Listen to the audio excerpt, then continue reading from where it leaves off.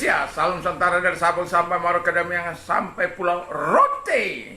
Mantalah iman kita, mantalah kasih kita, mantalah pengharapan kita tentunya dalam Yesus Kristus yang menjadi Tuhan dan Juru Selamat kita. Dan jangan katakan bahwa Yesus itu bukan Tuhan, jangan katakan pula bahwa Yesus bukan Juru Selamat. Dia adalah Tuhan, dia adalah Juru Selamat. Kalau engkau percaya, engkau akan diselamatkan. Engkau tidak percaya, engkau akan dihukum. Yohanes 3 ayat 36. Dan Yesus sudah berkata juga, akulah jalan dan kebenaran dan hidup, tiada seorang sampai kepada Allah kalau tidak melalui aku.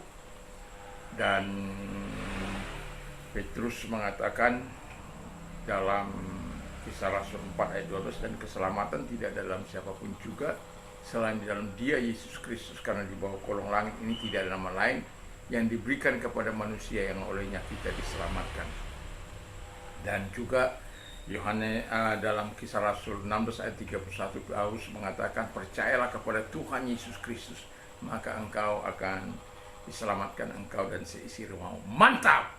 Dan saya mengucapkan selamat pagi bagi kita semuanya. Semoga pagi ini pagi yang membawa berkah bagi kita, dan juga doa dan harapan saya, kekuatan Tuhan, kekuatan firman, kekuatan Roh Kudus, kekuatan doa, kekuatan iman, dan damai sejahtera Allah yang melampaui segala akal akan memelihara hati dan pikiran kita mulai saat ini sampai selama-lamanya. Mantap!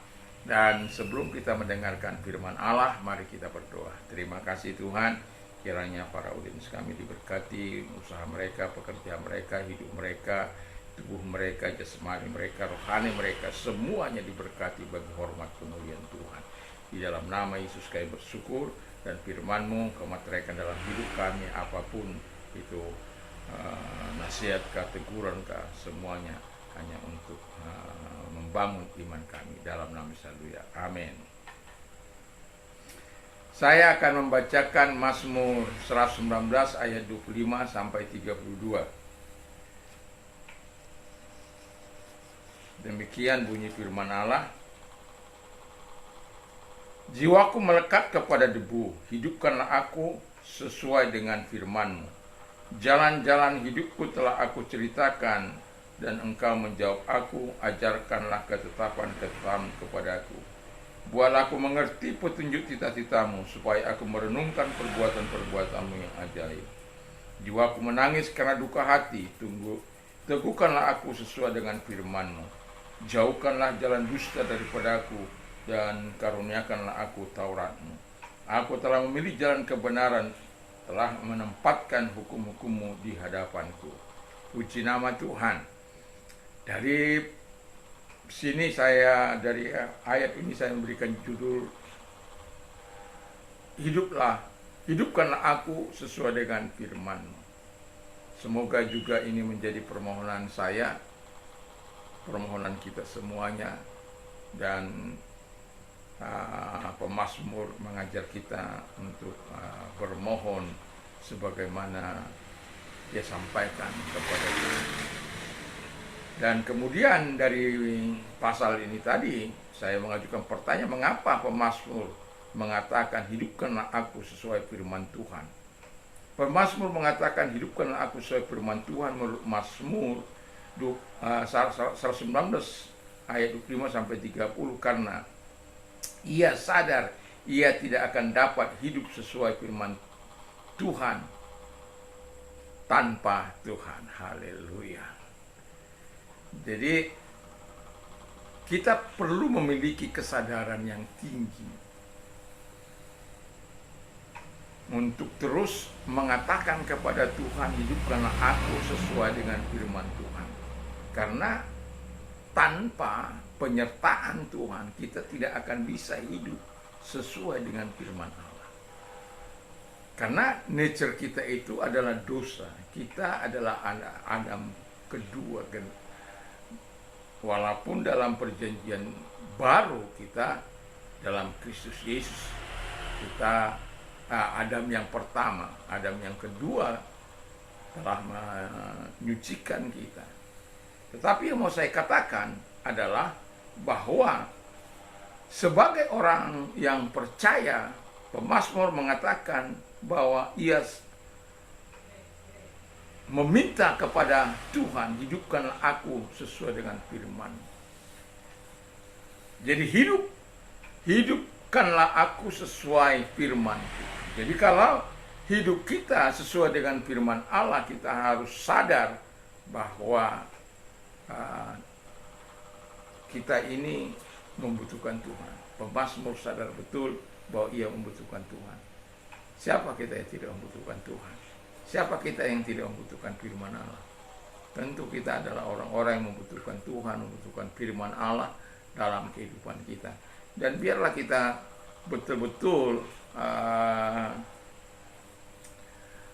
menyatakan ini kepada Tuhan sebagaimana pemazmur katakan kepada Tuhan. Yang kedua, ia sadar ia harus rendah hati di hadapan Tuhan. Ayat 25-nya ya. Masih. Kalau zaman dahulu kalau orang menaruh debu di atas kepalanya, itu tanda perkabungan, sekaligus tanda merendahkan hati di hadapan Tuhan untuk segala hal-hal yang tidak menyenangkan yang dilakukan. Dan itulah sebabnya orang-orang pemazmur ini mengajarkan kita untuk selalu rendah hati, harus sadar betul kita harus rendah hati. Ada banyak orang tidak bisa rendah hati, ditegur bukannya dengan sukacita menerima, padahal orang firman Allah katakan, tegurlah orang bijaksana maka ia akan semakin bijaksana. Dan justru orang yang ditegur karena betul-betul dia melakukan kesalahan, tapi sebaliknya dia membelakangi kita. Saya tidak 1, 2, 3 kali menghadapi orang-orang seperti ini, tetapi saya mau katakan, dan pada akhirnya saya bisa melihat ketika kita tidak mau ditegur untuk sesuatu yang baik, kita akan mengalami kerugian sendiri. Karena apa? Pada akhirnya kita tidak pernah bisa menjadi dewasa, tidak pernah bisa menjadi bertumbuh di dalam Tuhan. Karena ketika kita ditegur, kita lari sana, lari sini. Ada seseorang yang pernah berkata, aku sudah semua gereja aku sudah jalani. Dan saya katakan, belum semua gereja. Semua sudah di Mataram ini saya sudah jalani semua gereja. Terus saya katakan, belum. Apa yang belum saya? AKBP saya bilang, oh dia marah sekali sama saya. Dia marah sekali sama saya. Tapi saya mau katakan, karena itu merupakan sebuah kebanggaan bagi dia kalau dia bisa pindah sana, pindah sini. Padahal sama seperti pohon, kalau dia dipindah sana, pindah sini, dia nggak akan pernah bisa menghasilkan buah. Akarnya tidak akan pernah kuat untuk menyuplai segala apa yang dibutuhkan, batang, daun, buah, dan lain sebagainya. Jadi kita harus, pemazmur ini mengajar kita untuk selalu rendah hati di hadapan Tuhan. Karena dikatakan, karena firman Allah sudah katakan, rendahkanlah dirimu di bawah tangan Tuhan yang kuat, supaya ia meninggikan engkau pada waktunya. 1 Korintus 5 ayat 6. Karena itu rendahkanlah dirimu di bawah tangan Tuhan. Yakobus 5 ayat yang ke-10. Jadi orang yang congkak ditentang oleh Tuhan, tapi orang yang rendah hati selalu akan mendapat pembelaan Tuhan. Saya selalu mengatakan bahwa air selalu mengalir ke tempat yang lebih rendah. Seluruh kebaikan, berkat-berkat Tuhan akan selalu datang kepada orang-orang yang rendah hati. Kiranya Tuhan Yesus memberkati. Dan juga yang ketiga, ia sadar harus terbuka kepada Tuhan. Nah, ini kita perlu betul-betul seperti pemazmur ini. Dia betul-betul membuka dirinya di hadapan Tuhan di ayat 26 itu. Jadi jalan-jalan hidupku telah aku ceritakan, dan engkau menjawab aku, ajarlah ketetapan-ketetapan kepadaku.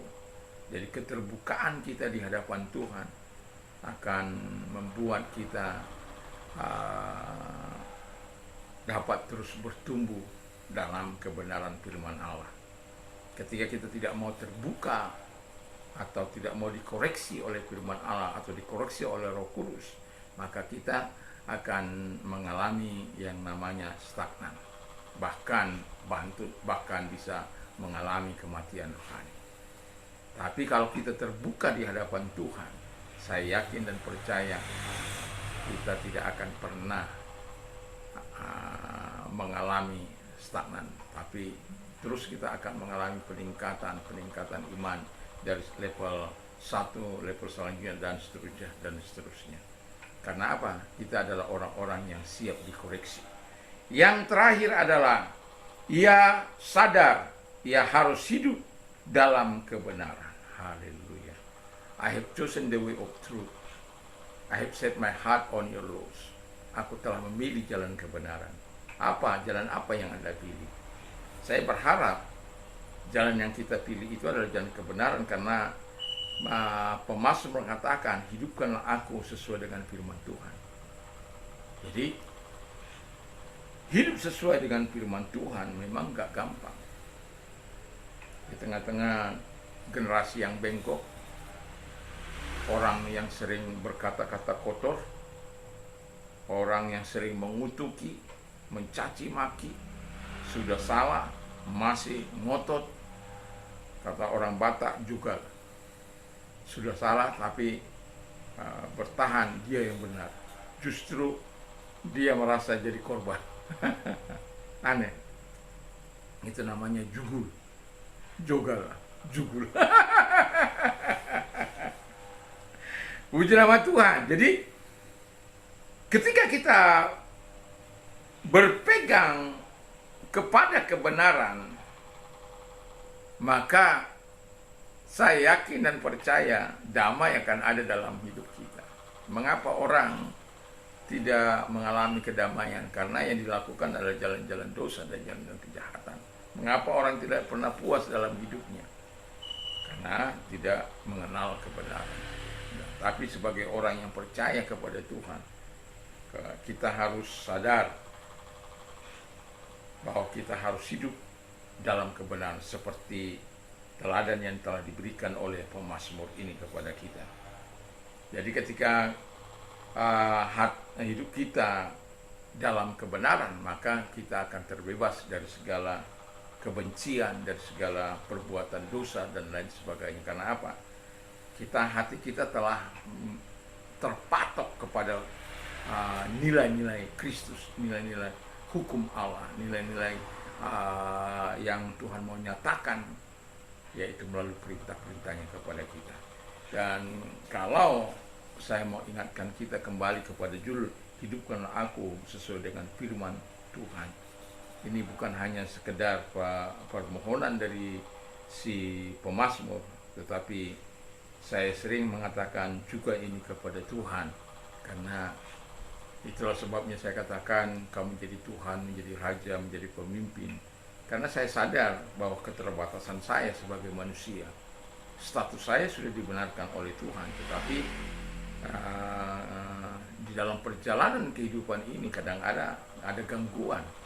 Dan yang seharusnya kita harus sadar bahwa kita butuh Tuhan supaya kita terus tetap berada di dalam kehendaknya. Kalau kita gagal melakukan kehendaknya, mari kita berbalik kepada Tuhan, minta ampun kepada Tuhan. Karena Tuhan itu Tuhan yang penuh cinta kasih untuk menolong kita. Biarlah kita senantiasa hidup sesuai dengan firman Allah, dan biarlah hidupkanlah aku sesuai firman-Mu yang menjadi juru kita, menjadi doa kita setiap waktu, sehingga kita sadar bahwa kita harus bisa hidup sesuai dengan firman Tuhan itu karena Tuhan. Kita sadar kita harus tetap rendah hati, kita sadar kita harus tetap terbuka kepada Tuhan, kita sadar kita harus hidup dalam kebenaran. Kiranya Tuhan Yesus memberkati kita. Mari kita tunduk kepala, kita berdoa. Terima kasih Tuhan, biarlah Engkau menghidupkan kami semuanya sesuai firman-Mu. Terpujilah Engkau. Dalam nama Yesus juga kami berdoa kepada mereka-mereka yang sakit, apapun sakit penyakit mereka. Mari arahkan tangan kepada Tuhan. Dalam nama Yesus segala sakit penyakit yang mereka derita dan keluar, dan oleh Yesus Engkau sembuh oleh kuasa. Apapun sakit penyakit yang Engkau derita. Dan kalau Engkau sedang mengalami permasalahan, big problem, datang pada Tuhan. Yesus sudah berkata, marilah kepadaku hai kamu yang letih lesu dan beban berat, aku akan memberikan kelegaan bagimu. Kalau engkau orang yang membutuhkan Tuhan, mari arahkan tangan kepada Tuhan. Lihat tangan-tangan yang diarahkan kepadamu, membutuhkan uluran tangan Tuhan, kasih Tuhan. Kami angkat tangan di hadapan Tuhan, agar engkau turun tangan Tuhan. Terima kasih, lakukan mujizat, melakukan pertolongan dalam nama Yesus. Haleluya. Dimuliakan engkau karena kebaikan yang mereka terima. Di dalam nama Yesus kami bersyukur dan kami berdoa. Haleluya. Amin. Kiranya Tuhan Yesus memberkati kita, dan juga Tuhan menolong kita terus bertumbuh di dalam Dia, dalam firman Allah. Dan selamat pagi, selamat kita beraktivitas. Mantap, mantap, mantap. Kalau kita ingin berdonasi, ada nomor-nomor di bawah ini. Tuhan Yesus memberkati.